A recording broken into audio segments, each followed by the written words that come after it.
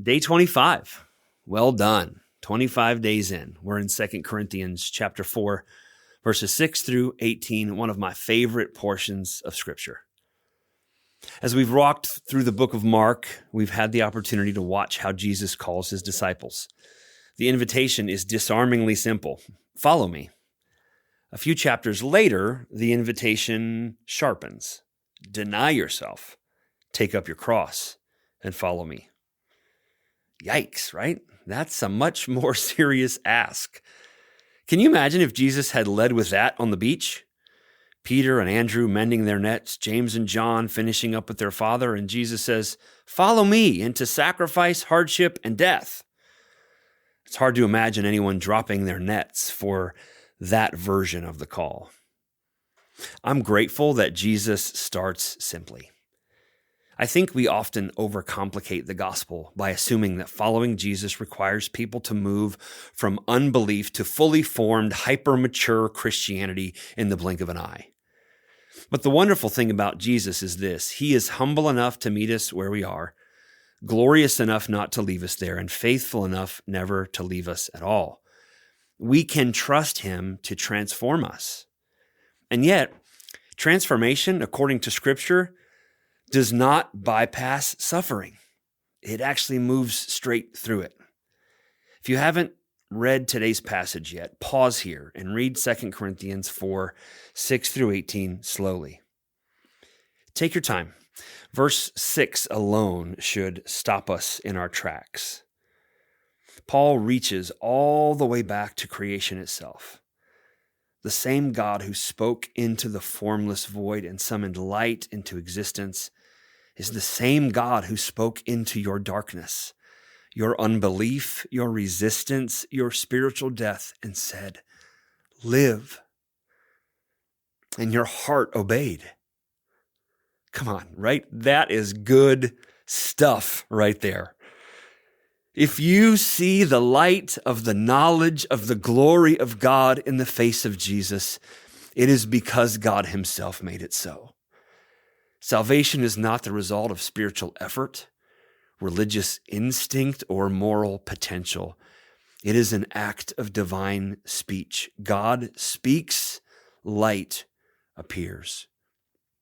And then Paul says something almost startling. This treasure, this radiant, life-giving good news of Jesus has been placed in jars of clay, ordinary, fragile, crack-prone vessels like us. Why? In order to show that the power belongs to God and not to us. In other words, God does not protect his glory by placing it in impressive containers. He protects it by making sure no one confuses the container for the source. And that's where Paul turns towards suffering. Paul doesn't minimize pain. He names it honestly. Following Jesus does not exempt us from pressure, confusion, opposition, or loss. But it does change what those things mean. Paul goes so far as to say that we are always carrying in the body the death of Jesus. That's heavy language. The life of discipleship involves a steady relinquishing of control, reputation, comfort, and self-reliance. But what's the purpose? Why is suffering necessary? Paul tells us that it is so that the life of Jesus might be manifest in our bodies. What is he talking about? This is the paradox that Lent invites us to sit with, that life comes through loss. Glory shows up through weakness. Resurrection power flows through surrender. It all seems so terribly backwards, doesn't it? But when Paul lifts our eyes beyond the present moment, this present suffering is preparing us for eternity.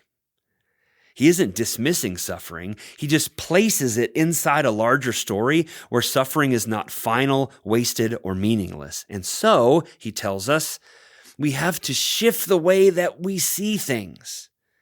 The stuff we see with our eyes is temporary. The things that we can't see are eternal.